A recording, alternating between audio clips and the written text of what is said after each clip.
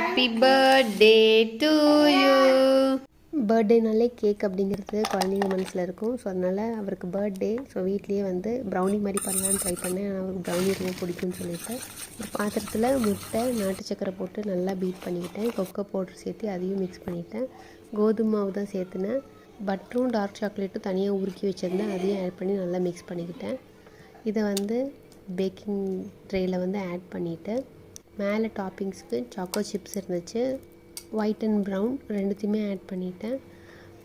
25 minutes தான் வந்து ப்ரௌனினா வந்து பேக் பண்ணோம். ஆனால் வந்து எனக்கு ஒரு 35 மினிட்ஸ் வந்து எக்ஸ்ட்ரா ஆயிடுச்சு. அதனால் அது கேக் மாதிரி ஆயிடுச்சு. டேஸ்ட் நல்லா இருந்துச்சு.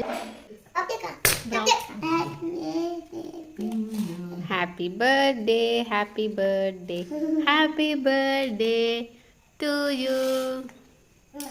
தேங்க்யூ. இன்றைக்கி டே இப்படி தான் போச்சு. நாளைக்கு பார்க்கலாம். பாய்.